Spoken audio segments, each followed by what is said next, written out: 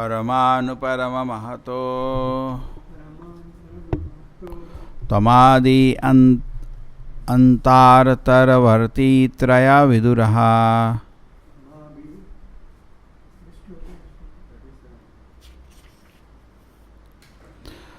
क्षितियादिभिः एष किलावृतः सप्तभिः दशगुणोत्तरै अंडकोशः यत्र पतति अनुकल्पः स्वहाण्डकोटिकोटिभिस्तद् अनन्तः. Every universe is covered by 7 layers: earth, water, fire, air, sky, total energy and false ego, each 10 times greater than the previous one. There are innumerable universes beside this one, and although they are unlimitedly large, they move about like atoms in you. Therefore, you are called unlimited Ananta.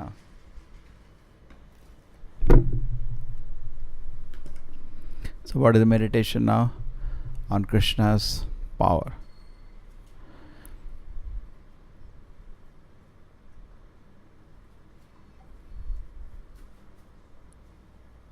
बहुत लोग बोलते हैं भगवान बहुत शक्तिशाली हैं, लेकिन कितना शक्तिशाली है ये मालूम नहीं है उनको. ठीक है भाई, हम लोग कितना किलो उठा लेते हैं लिफ्टर? 150 किलो स्नैच में.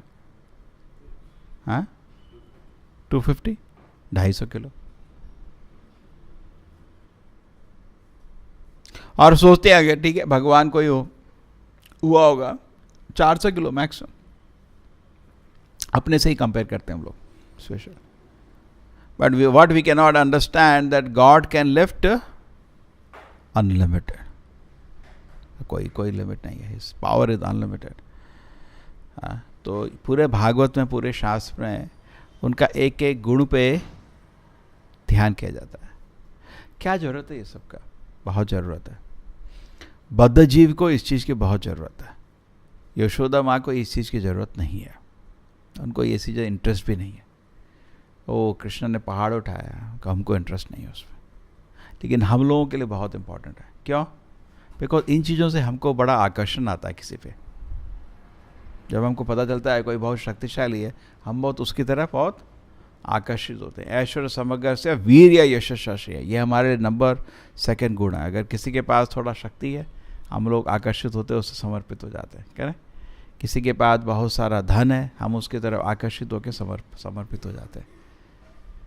ऐश्वर्य समग्र से वीर्य यशस्वी. ज्ञान, किसी के पास बहुत बुद्धि है, बहुत इंटेलिजेंट है, हम उसकी तरफ आकर्षित. ये आदमी इतना बुद्धिमान है. कोई बहुत सुंदर है, हम उसकी तरफ भी आकर्षित होते हैं. तो ये भगवान के गुण जानने से फ़ायदा ही है. नुकसान क्या? सत्य बोल रहे हैं. फ़ायदा है कि आप उनके चरणों में समर्पित हो जाएंगे. जो शुद्ध भक्त है वो ये चीज़ नहीं देखते, उनकी ऑपुलेंसेस को उनका इंटरेस्ट नहीं है, उनको भगवान की लीला में आनंद आता है. लेकिन बद्ध जीव के लिए ये सब भी फ़ायदा होता है, बहुत ज़रूरी है. जैसे हम प्रभुपाद की किताब पढ़ रहे हैं, बहुत आनंद आता है, लेकिन ये भी जानना जरूरी है उन्होंने कितना कष्ट किया इस मूवमेंट को बनाने के लिए. उससे हमें उनकी तरफ थोड़ा भावना प्रेरित होती है. समझ रहे? सेम वे अक्सर तो भक्त को तो कृष्ण का लीला का आनंद चाहिए. लेकिन ये अभी भागवत में 9 खंड में कृष्ण की शक्ति का वर्णन किया गया है, उसको समझना चाहिए. तो उसमें भगवद गीता में लिखा है क्या? अहम सर्वस्य प्रभवो, सब चीज़ का मैं ही स्रोत हूँ. मत्ता सर्वम प्रवर्तते, सब कुछ मेरे से ही आता है. इति मत्वा भजन्ते माम, इतना तुम्हें समझ आ गया. बुद्धभाव समन्वितः, पूरी तरह से तुम समर्पित हो जाओगे. तो ये जानना बहुत ज़रूरी है, ये मजाक नहीं है, बहुत ज़रूरी है. इसलिए हम डायरेक्टली कृष्ण लीला पे नहीं जा रहे हैं. क्यों? 9 खंड भागवत के बनाए गए. धीरे धीरे धीरे धीरे आदमी को समझ आता है आपके बीच में, भगवान के बीच में कितना फ़र्क है. क्योंकि ये मानने के लिए तैयार नहीं है. धीरे बड़ा अच्छा लग रहा है. इतना बड़ा बड़ा ब्रह्मांड है कि उसका सीमा तक हमको नहीं दिख रहा है. अभी दिख रहा है भाई? आपको दिख रहा है किसी को? और उसके अंदर सारे आपके प्लैनेट जो कुछ दिख रहा है उसके अंदर है. और ब्रह्मांड को कवर है, 7 लेयर से कवर है. पहला लेयर उल्टा कोकोनट ले लो, कोई मेरे को बोला यूनिवर्स कोकोनट की तरह नहीं, कोकोनट में सॉफ्ट अंदर होता है, हार्ड बाहर होता है, ये उल्टा कोकोनट हो ले लो। पहले अर्थ का लेयर आता है, फिर उसके बाद earth, water, fire, air, ether, उसके बाद क्या लिखा है 2 लेयर और, टोटल मेटल एनर्जी एंड फॉल्सिगो, ऐसे कुछ लिखा है। बस 7 layer, earth, water, fire, air, sky, ठीक है, ether, sky, total energy and फॉल्सिगो, ऐसे 7 लेयर से कवर है। ठीक है, and each layer is 10 time thicker than the previous one. जो पहला लेयर है उसका थिकनेस ही आपका यूनिवर्स के बराबर है, और नेक्स्ट लेयर उससे बिगर बिगर, जैसे मस्टर्ड सीड होता है ना, वैसे छोटा सा यूनिवर्स।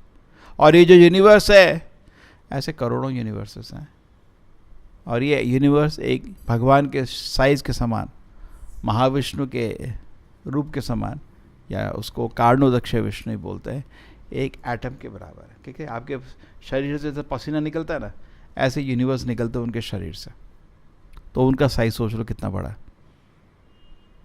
तो ये चीज़ें समझने की हैं, ये सब समझाया गया है शास्त्र में। प्रभुपाद जी भागवत से श्लोक भी कोट किए, ब्रह्म संहिता से, यश्चैक निश्वसितम कालमथावलंब्या जीवंति लोम विलजा जगदन्न नाथा विष्णु महान सय्यस्य कला विशेषो गोविंदमादि पुरुषम तमहम भजामि। तो इस तरह यूनिवर्स का सृष्टि होता है। ये 3 पुरुष आप अगर आपको समझ आ गए तो आपको वैदिक सृष्टि समझ आ गया।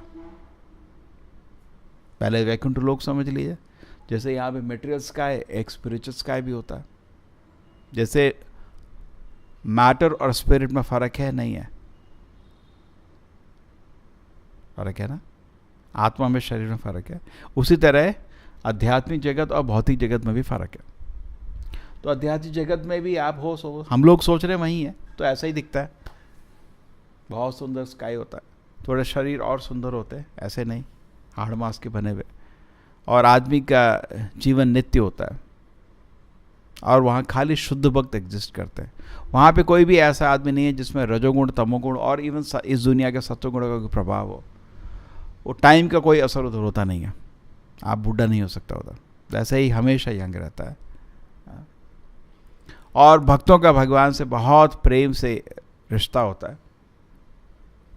भगवद गीता में लिखा न तद भाष्यते सूर्य, उधर सूर्य की भी जरूरत नहीं है, सब कुछ ऑटोमेटिकली प्रकाश है। और सब लोग हरेर गुणाक्षिप्तमति, भगवान के गुण से पूरी तरह मग्न हो गए सब लोग। प्रभु जी से कि आपका टोटल साइकोलॉजी कृष्णा कैप्चर कर लेते हैं उधर, टोटली आप आदमी एन्चेंट हो जाता है कृष्ण। हम लोग वी गेट एन्चेंटेड, अब कृष्णा इज सो नाइस। सब लोग जैसे वृंदावन में हर दिन गोपाल लोग घर आते थे, और कृष्णा ने आज ये किया, कृष्णा ने आज यो बोला। तो वहाँ तो भौतिक जगत में जब गोलोक आता है, गोकुल जब गोलोक में आता है, तो उधर थोड़ा सा दानव को मारा जाता है। वैकुंठ धाम में दानव नहीं है, तो हर दिन उनका गुणी के लिए वर्णन होता है। हरे कृष्णा ने ये बोला, मैंने ये बोला, कृष्ण ने ये बोला, मैंने ऐसा किया, फिर उन्होंने ऐसा किया। सब पूरी तरह से खुश रहते हैं, और यही एक दूसरे सब लोग आपस में डिस्कस करते रहते हैं कृष्ण की लीला। ये वैकुंठ जगत बहुत सुंदर जगत है, लेकिन हम अभी उसके लिए जाने के लिए काबिल नहीं हैं, तो एटलीस्ट समझ लो। तो वैकुंठ जगत में क्या होता है कि कभी कभी स्काई में, वैकुंठ जगत के स्काई में एक छोटा सा बादल आ जाता है। कृष्ण से सोचते हैं थोड़ा एक सृष्टि करते हैं फिर से। क्यों? ये कुछ मूर्ख लोग हैं जो सेवा नहीं करना चाहते अपने, और बहुत दुखी रहते हैं, तरह तरह के गलत आइडियाज़ उनके मन में रहते हैं, उनको थोड़ा सा बात करते हैं, कोशिश करते हैं उनको एक और बारी ठीक करने का। इसलिए उनके मन में आता चलो एक और बारी सृष्टि करी जाए। और ये एक और बारी सृष्टि मतलब हजारों ट्रिलियन ईयर्स के बाद। ब्रह्मा का जीवन है 300 ट्रिलियन ईयर्स, तो 300 ट्रिलियन ईयर्स के बाद ब्रह्मा को लगता है, ब्रह्मा का मृत्यु होता है, उसके बाद पूरा सृष्टि नष्ट कर देते हैं भगवान। ब्रह्मा के बिना सृष्टि नहीं चल सकता। सृष्टि को पूरा ख़त्म करके वो बेसिक एनर्जी रूप में आ जाता है, और कृष्णा के अंदर समा जाता है, उन्हीं की एनर्जी है पूरा सृष्टि। फिर कितने साल, 300 तो मिनिमम लगेंगे, 300 ट्रिलियन ईयर्स, हो सके थोड़ा और टाइम, हजारों ट्रिलियन ईयर्स के बाद हमारे भौतिक कृष्ण जी को लगता है एक और चांस दूंगा, शायद वो हो जाए। जब सुबह उठते हैं लगता है आज इंद्रिय भोग नहीं करूंगा, मैं आज इंद्रिय भोग नहीं करूंगा, फिर करते, आज नहीं करूंगा, अब फिर करते। करेक्ट, हर दिन होता है नहीं, सुबह उठ के प्रण करते हैं कृष्णा आज मैं इंद्रिय भोग बिल्कुल भी नहीं करूंगा, मैं आज एक एक शब्द हरे कृष्ण कृष्ण कृष्ण हरे हरे, हरे राम राम राम हरे, आज जब कर रहा हूं एक कुछ नहीं सोचूंगा, और जब किया फिर सोचने लग गया। तो ऐसे ही कृष्ण सोचते आज तो ठीक से जब करेगा शायद ये, ठीक है, तो इसको एक और मौका देते हैं, इसलिए हम एक एक दिन और जी रहे हैं। नहीं तो भगवान को होप नहीं हो तो वो जला दें सब। वो नहीं था मूवी जला दो जला दो जला दो दुनिया, बिल्कुल वो संकर्ष करते हैं जब लगता है तो इनका कुछ फ़ायदा नहीं। तो सृष्टि का निर्माण हो जाता है उनके इच्छा से हजारों ट्रिलियन ईयर्स के बाद, और उसमें पहले उसके क्लाउड के अंदर एक महाविष्णु आके लेट जाते हैं, उसको बोलते हैं कारणो दक्षय विष्णु। अभी ये स्पिरिचुअल वर्ड है, जो पानी है जिसमें वो लेट, सब कुछ स्पिरिचुअल है अभी। उसमें क्या आता है, छोटे छोटे यूनिवर्स आके फ्लोट होने लगते हैं उनके शरीर से, एटम्स की तरह साइज से। पहले यूनिवर्स थोड़े छोटे साइज़ में आते हैं, धीरे धीरे फिर साइज़ में बढ़ते हैं वो। जैसे एक सीड होता है, छोटे साइज़ में होता है फिर बढ़ने लगता है, लेकिन सीड भी बड़ा होता है, छोटा नहीं होता इतना वो यूनिवर्स का सीड। लेकिन यूनिवर्स बनने के बाद भी, इतने ब्रह्मांड बनने के बाद भी मृत के करीब रहते हैं, ऐसे डंडे, ऐसे मृत पत्थर की तरह। तो महाविष्णु समझते हैं उसको, वो घुसते हैं यूनिवर्स में। फिर किस रूप में? गर्भोदक्षय विष्णु में। गर्भोदक्षय विष्णु इस ब्रह्मांड में आके ब्रह्मा को जन्म देते हैं, और ब्रह्मा फिर बाकी काम करना शुरू करता है। ये है यूनिवर्स का एक्सप्लेनेशन। और गर्भोदक्षय विष्णु फिर शिरोदक्षिण के विष्णु के रूप में सबके परमात्मा, सबके दिल में बैठ जाते हैं। एक एक अणु में भी, आत्मा में भी ये बैठते हैं, एक एक क्या कहते हैं एटम में भी ये बैठते हैं, और सब कुछ उनकी नज़र में है, कुछ भी नहीं उनसे छुप सकता। क्षेत्रज्ञम चापि माम विद्धि सर्व क्षेत्रेषु भारता। भगवद गीता में कृष्ण बोल रहे हैं मैं हर चीज़ को देख रहा हूँ। कैसे? परमात्मा के रूप में हर चीज़ में विराजमान, क्या हो रहा है सब कुछ दिख रहा हूँ। तो कैसे आप उनकी बराबरी कर सकते हो भाई? कितना बड़ा मूर्खता है ये। ऐसा क्यों कर रहे हैं लोग? बेमतलब में सब लोग सोच रहे, नहीं सोच रहे मैं भगवान के बराबर हो गया, सोचते नहीं लोग। साधु लोग भी एक थोड़ा आश्रम खोल लिया, 10-15 शिष्य इकट्ठे हो गए, मैं नारायण हो गया बस। ये गलत विचार है। तो हमेशा सोचना चाहिए ये सत्य है।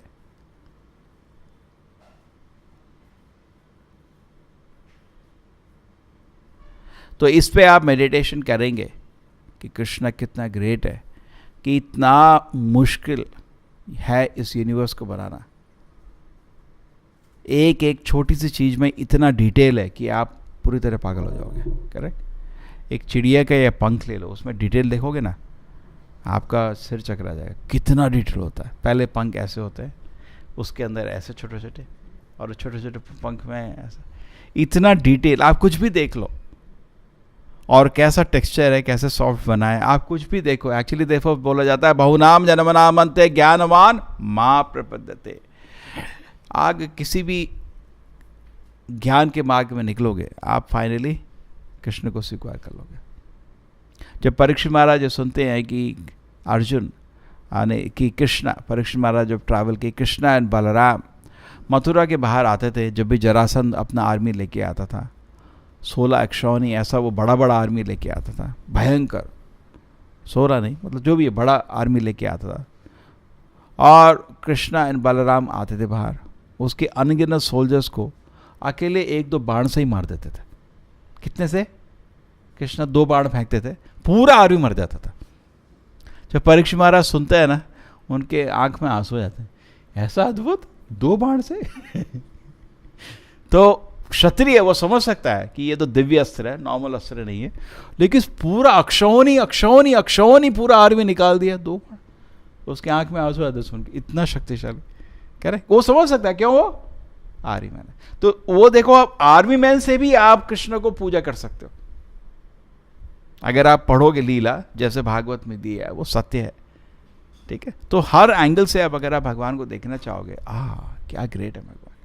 ठीक है? इसमें तो देखो, किसी भी ज्ञान के मार्ग में निकलिए, ऑटोमेटिकली आपका भगवान की महिमा आप अप्रिशिएट कर पाओगे। ठीक है, तो इस तरह हमको बोला गया चैतन्य चरितामृत में कि रैशनल और लॉजिक उसको भी नहीं रोकना चाहिए। हर तरह से आप गीता भागवत को एनालाइज कर सकते हो। हुए चमत्कारा, अगर आप करोगे तो आप क्या हो जाएगा? चमत्कार हो जाएगा। ओ वाह, विचार करीब होए चमत्कारा, पहले के याद नहीं आ रहा पर कुछ शब्द। बेसिकली ये है कि कृष्ण को समझना है, ध्यान से समझो। उनकी जो कृपा है चैतन्य महाप्रभु के रूप में, उसको समझने की कोशिश करो। और अगर समझ गए उसको तो क्या पता चलेगा? बड़ा चमत्कार है। तो एक्चुअली आप कुछ भी देखिए इस दुनिया में, आप भगवान का चमत्कार ही देख रहे हो। अगर हमने भी कुछ बनाया है, वो तो डिस्कस हुआ था कल की क्लास में, वो मटेरियल तो भगवान ने ही दिया था। अगर आपने बिल्डिंग बना दी, मटेरियल कौन दिया था आपको? भगवान दिए थे। और उसके बाद उसको बनाने की बुद्धि भी भगवान दिए थे। तो भगवान का ही ऐश्वर्य। इसलिए भगवत गीता में लिखते हैं, एकाम शेनो सितो जगत। अर्जुना, मैं कितना बताऊं तुमको अपने बारे में, ये जो पूरा ब्रह्मांड है ना, मेरे एक अंश से ही मैनेज हो जाता है। कौन है वो? क्षीरोदक्ष विष्णु। क्षीरोदक्ष विष्णु अकेला पूरा ब्रह्मांड को मैनेज कर लेते हैं। और वो कृष्णा का अंश का अंश का अंश का अंश का अंश का अंश, छोटा सा अंश। ठीक है, तो कितने ग्रेट कृष्णा है आप समझ नहीं सकते। ठीक है, तो इधर हमारा कौन प्रार्थना कर रहे हैं? ये भागवत में चित्रकेतु को भगवान का दर्शन हुआ है, अभी उन्होंने प्रार्थना शुरू करी है। ठीक है, तो इसको आप धीरे से पढ़ेंगे ध्यान से। ये प्रार्थना को अब जंप नहीं करिए कभी। अरे नहीं, थोड़ा स्टोरी, और कोई स्टोरी है क्या? हाँ, क्या हुआ? नहीं। किसी को किताब दे रहा हूँ, पेंटिंग देखता है, कोई स्टोरी देखने को उसको, और कोई इंटरेस्ट स्टोरी ले लेगा, उधर 2 पेज पढ़ लिया, अरे बाकी पढ़ना है क्या करेंगे? नहीं, ऐसा नहीं। ऐसे आपका भगवत भक्ति नहीं पड़ेगा। ध्यान से जो भगवान की प्रार्थना है इसमें ध्यान से पढ़िए। ठीक है, तो आपके भी दिल में एक्चुअली क्या है, आप भी भगवान के भक्त हो एक्चुअली। तो लेकिन जब कोयला, सपोज एक कोयला जल रहा है, दूसरा कोयला आता तो क्या होता है? वो भी जल जाता है। तो किसके दिल में, अगर हमारा जो दिल है वो भी कोयले के जैसा ठंडा पड़ा हुआ है, लेकिन जब हम भगवान की भक्ति की चीज़ें पढ़ते हैं, शुद्ध भक्त का दिया हुआ, तो हमारा भी कोयला, भक्ति का कोयला जलना शुरू हो जाता है। फिर बड़ा अच्छा लगता है, बड़ा खुशी होता है। तो मनुष्य जीवन में ये अवसर है, तो इसका फ़ायदा लेना चाहिए। और कितना भगवान ग्रेट है तो सब समझते हैं, भगवान बहुत ग्रेट है। लिखा रहता है ना बस में भी, गॉड इज़ ग्रेट, लोग लिखा रहता है, लेकिन कितना ग्रेट ना मालूम नहीं उनको। इसीलिए मूर्ख लोग ये बोलते हैं मैं भी भगवान हूँ, बिकॉज उनको पता नहीं भगवान कितना ग्रेट है। इसलिए उसको क्या लिखा गया अभी? अनंत। अनंत मतलब सोच भी नहीं सकते, आप सोच भी नहीं सकते। ठीक है, लेकिन कृष्ण की असली ग्रेटनेस है उनकी कंपैशन। प्रभुपाद जी बहुत अच्छा चीज बोलते हैं, एक लाइन, कृष्ण की सबसे बड़ा सुंदरता क्या है? जो जीव, बद्ध जीव उस दुनिया में भटक रहे हैं, वो उनको कृपा करके वापस ले जाने की कोशिश करते हैं। ये उनकी सबसे बड़ी ग्रेटनेस है। प्रभुपाद जी गीता में लगता है कृष्णा's ग्रेटेस्ट काइंडनेस, उनकी सबसे बड़ी महिमा क्या है कि जो लोग उनको छोड़ के भी, जैसे आपका कोई दोस्त है आपको छोड़ के भी चला गया और आप उसके बारे में सोच रहे हैं कैसे यार उसको एक बारी मिला जाए एक बारी, तो आप बहुत ग्रेट आदमी। करेक्ट? समझ आ रहा है? नहीं समझ आ रहा? तो Krishna also can not forget. एक बारी Prabhupada ji generally GBC meetings में नहीं बैठते थे, बोला था आप लोग मैनेज करो, वो तो किताब लिखने में उसका टाइम बचाते थे। तो एक बारी प्रभुपाद जी मायापुर में तो होते थे उस टाइम में, वो भी जीबीसी मीटिंग में आए। जो प्रभुपाद जी मीटिंग में आया तो उन्होंने बोला क्या रेजोल्यूशन प्रभुपाद जी आप बोलना चाहते हैं? बोला ये लिखो, सब लोग नोट करो। क्या? अगर कोई ऐसा वक्त है जो इस्कॉन में सेवा के लिए आया था लेकिन अभी छोड़ के चला गया है, तो रेजोल्यूशन लिखो, सबको करना है। क्या करना है? उसके जाके पैर पड़ो और उसको वापस लेके आओ। क्यों बोल सकते हैं ऐसा? बिकॉज कृष्ण का दिल भी ऐसा ही है। ये पूरा सृष्टि का निर्माण करके जितने बेवकूफ मूर्ख गधे लोग थे वो इधर हैं, चोर उचक्के। करेक्ट? सब लोग हम वही हैं, चोर उचक्के गधे मूर्ख बेवकूफ, जो बोल सकते बोल सकते, और भटक रहे इंद्रिय भोग की इच्छा करके बड़ा बड़ा प्लान करके भाग रहे हैं इधर उधर, ऐसा करूंगा ऐसा करूंगा ऐसा करूंगा। सारी बुद्धि है, अलग अलग गुण के हिसाब से सबके पास बुद्धि है। किस चीज़ के लिए बुद्धि यूज हो रही है? प्लान करने के लिए। ऐसा करूंगा ऐसा करूंगा, ऐसे मजा करूंगा ऐसे मजा करूंगा। और कृष्ण जी सोच रहे परमात्मा रूप में कैसे इस गधे को ले जाए वैकुंठ। ये सब कृष्ण की सबसे बड़ी ग्रेटनेस है। बाकी ग्रेटनेस है, पहाड़ उठा लिया, ठीक है, ये सब तो चलो, लेकिन सबसे बड़ी ग्रेटनेस क्या है उनकी, कैसे अपने भक्त को वापस शरण में लाए, ठीक है, ये उनकी सबसे बड़ी ग्रेटनेस है। तो सेम वे बोलते हैं भक्त की भी ग्रेटनेस यही होती है, वो भगवान के चरण नहीं छोड़ता कुछ भी हो जाए। और कृष्ण की ग्रेटनेस ये होती है अगर वो छोड़ के भगा किसी तरह उसके बाल पकड़ के ले आते हैं, ये उनकी सबसे बड़ी ग्रेटनेस है। चैतन्य महाप्रभु की लीला में होता, उनका एक भक्त था, उसका नाम था काल कृष्णदास। चैतन्य महाप्रभु जो साउथ इंडिया में आए थे, कहाँ आए थे, साउथ इंडिया में आए थे, तो उनका लीला, उनका वो कुछ जिप्सी लोगों के पीछे भग गया। उनकी जिप्सी लोग औरतों के आकर्षण करा के लोगों को पकड़ते, वो भग गया और उसके बाद चैतन्य महाप्रभु खुद गए उसको लेने और बाल पकड़ के लाए वापस। अरे मूर्ख, इन तामसिक लोगों के पीछे कैसे फंस गया तू। तो चैतन्य बताते हैं उधर आप भगवान के नेक्स्ट भी हो गए, आप माया पकड़ सकती है, आपको माया पकड़ सकती है नहीं। आप भगवान की आरती भी करो तब भी माया पकड़ लेगी आपके दिल को, बहुत भयंकर है माया। लेकिन भगवान हमेशा सोचते रहते हैं कैसे इसको बचाया जाए, ठीक है। तो ये हमेशा मेडिटेशन में रहना चाहिए। तो किसी भी एंगल में आप देखना चाहते हैं भगवान की ग्रेटनेस समझने की कोशिश करिए, और उससे क्या होगा, आप अच्छे भक्त बनोगे। हाँ, अहम सर्वस्य प्रभवो मत्ता सर्वम प्रवर्तते इति मत्वा भजन्ते माम बुद्ध भाव समन्विता। हाँ, अगर आपको ये समझ आ गया कि भगवान ही सब चीज़ के स्रोत है, आप भगवान के शरण में चले जाओगे। श्रील प्रभुपाद की, श्रीमद् भागवतम की।